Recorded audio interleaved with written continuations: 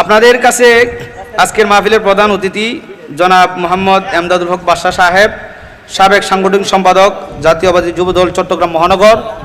উনি ব্যস্ততার কারণে আসতে পারে নাই, আপনাদের প্রত্যেককে সালাম দিয়েছেন, আপনারা তার সালাম গ্রহণ করুন। আমরা পড়ি ওয়ালাইকুম আসসালাম ওয়া রাহমাতুল্লাহি ওয়া বারাকাতুহু। তাই আজকের মাহফিলের ভিতরে তোমরা ওয়াদা করবা আজকে থেকে হারাম চলবে না বন্ধ হবে? জোরে বলেন, চলবে না বন্ধ হবে?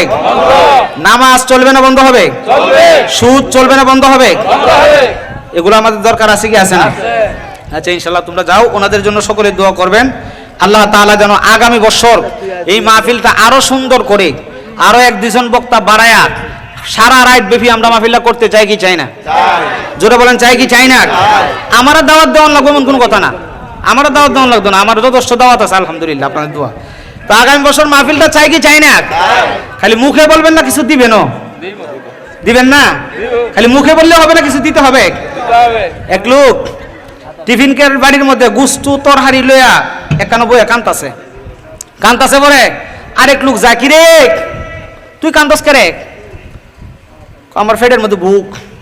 কে এর মধ্যে বুক? আমার বইছে।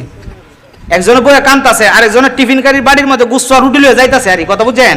তখন যে কান্তাছে হ্যাঁ জিগাই তুই কান্দস কে রে?